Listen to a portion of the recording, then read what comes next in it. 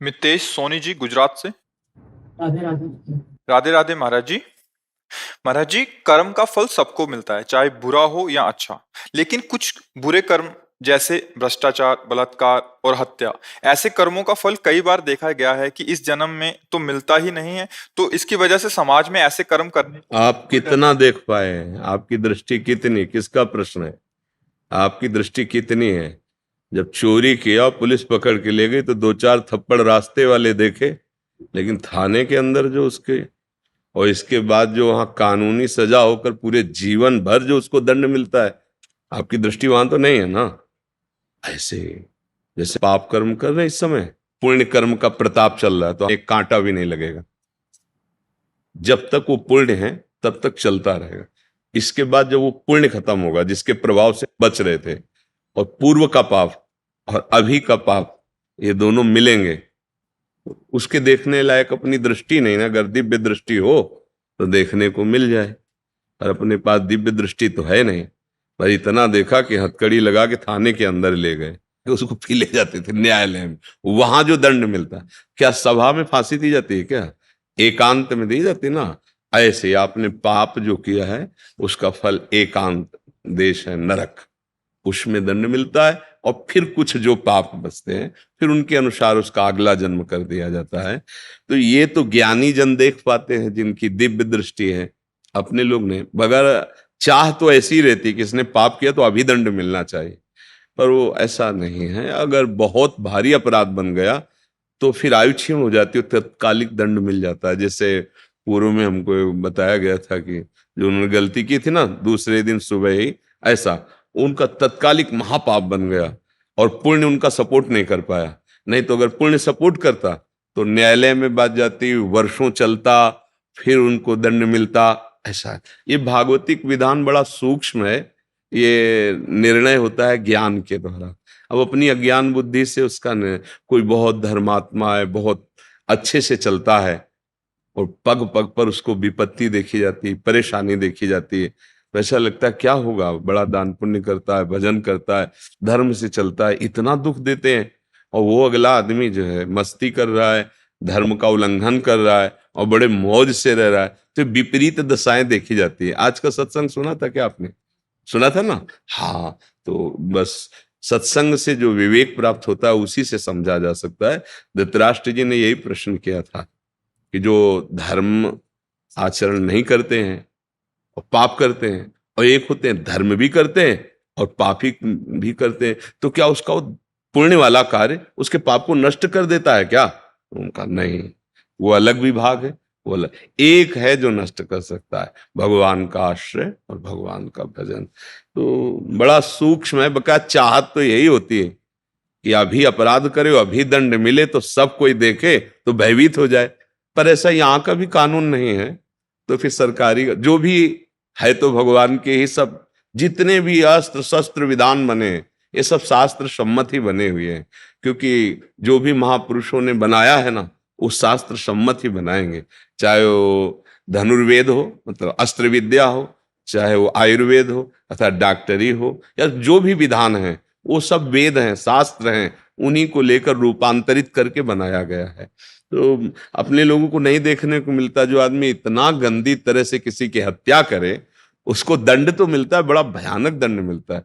अब बोलो, जिसको ये पता चल गया कि 10 दिन बाद तेरी फांसी है और 10 बजे होगी, अब वो प्रतिपल मरेगा, कितना भयानक कष्ट उसको है। इसलिए तो शारीरिक दंड मिला, इसके बाद उसको नारकी दंड मिलेगा। जैसे थाने में पिटाई हुई तो पूरा हिसाब थोड़ी हो गया, अभी तो न्यायालय से दंड विभाग उसे दंड निश्चित करेगा और फिर जेल में मिलेगा। तो इसलिए बहुत डरना चाहिए कि हमसे पाप कर्म ना हो। पर वो माया इतनी विचित्र है कि हो ही जाते हैं।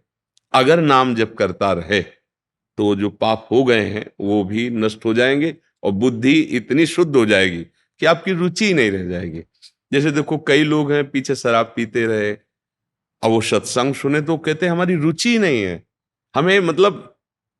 तो कई बार हम नहीं छोड़ पाते हैं, जानबूझ के नहीं छोड़ पाते, जानते गलत है। तो उसका कारण होता है हमारे अंदर बल की कमी हो गई है। जो अध्यात्म बल है, जिसके द्वारा हम इंद्रियों को रोक सकते हैं, वो विषय सेवन से नष्ट हो गया है। अब हमको अध्यात्म बल पाना है, तो नाम जप से, साधु सेवा, अन्य जीवों की सेवा, माता पिता की सेवा, अच्छे आचरण, इनसे आप में तेज आ जाएगा, अध्यात्म बल आ जाए। शरीर भले रुग्ण हो, मतलब शरीर रोग से लेकिन अंदर से कोई दुखानुभूति नहीं होगी, एक आनंद बना रहेगा। और ये शरीर तो जाएगा, चाहे स्वस्थ हो चाहे बीमार हो। अब जहां जाएगा तो बहुत बढ़िया कमाई की है, इसलिए बहुत आनंद रहेगा। और ऐसी कमाई की जो बहुत बुरी है तो फिर बहुत दुख मिलेगा। अब अपने तो देख लिए कि सजा हो गई, पर उसको क्या बीतती है, परिवार से बिलग, स्वतंत्रता रहित, जो मिले वही खाना, और वहां भी ऐसे ही लोगों का संग जो अधर्माचरण करके गए। अब कितना जीवन नर्क में, अपने प्रिय से आप बैठ करके बात नहीं कर सकते, पर्दा लगा है जाली का, लोहे के, इधर से आप बात करो, इधर से आप बात। क्या जीवन, सोचो। यहां दंड मिलता है ना, ये तो ये नहीं कि यहां मिला तो पूरे मुक्त हो गए, ऐसा भी नहीं। जैसे थाने में पिटाई हुई तो पूरे नहीं मुक्त हुए, जेल में। ऐसे ही अगर महत अपराध बन गया है तो अभी इसका और दंड मिलेगा नरक योनि में जाके। तभी तो महापुरुष जन कहते हैं डरते रहो, कोई अपराध न बने, कोई गलती न बने, मनुष्य जीवन मिला है। बड़ी मनमानी आचरण हो जाते हैं। जब भजन नहीं होता तो शासन कौन करे? भजन है तो बुद्धि डरती है, एक एक बात में डर, नहीं नहीं ऐसी गलती हो गई तो हमारा भजन छूट जाएगा, हमारी गति बिगड़ जाएगी, हमारे सुख नष्ट हो जाएंगे। इसलिए धैर्य पूर्वक नाम जप करते हुए होश से चले। इतना तो हमें लगता है सबको पता है कि ये गलत है। गलत का तो हमें लगता है पता तो है ही है, क्योंकि अपने जब कोई गलत सोचे हैं तो अंदर से आ गया कि ये गलत है। इसका मतलब अंदर बैठा है निर्णायक, और वो संकेत तो कर ही देता है गलत है, पे अपने लोग प्रमादवश अवहेलना कर देते हैं। कई बार देखा, हर छोटी बात का उत्तर अंदर से मिलता है। अपने को लगा हाथ पवित्र हैं और श्री जी की सेवा में जा रहे हैं, अब अंदर से यार नहीं पहले हाथ धोइए, नहीं तो कोई हमारा पवित्र थोड़ी है, और आप चले नहीं माना उसकी बात। वो बता, आपको हर संकेत मिलेगा। अगर आप अंतर्मुख थोड़ा जानते हैं इंद्रियों को करना, तो आप देख लो हर प्रश्न का उत्तर आपके अंदर मिल जाएगा। आप अच्छे कार्य करने चलते हृदय शीतल हो जाएगा और बुद्धि प्रसन्न होगी। बुरे कार्य तो एक चिंता, एक भय, एक विषाद, और अंदर से प्रेरणा, मत करो यार ये ठीक नहीं, पर हम नहीं मानते, कर बैठते। तो जो कर बैठते हैं नहीं मानते, उसमें हमारी कमजोरी है। उस कमजोरी को दूर करता है भजन। श्री हरिवंश नाम बल लाओ।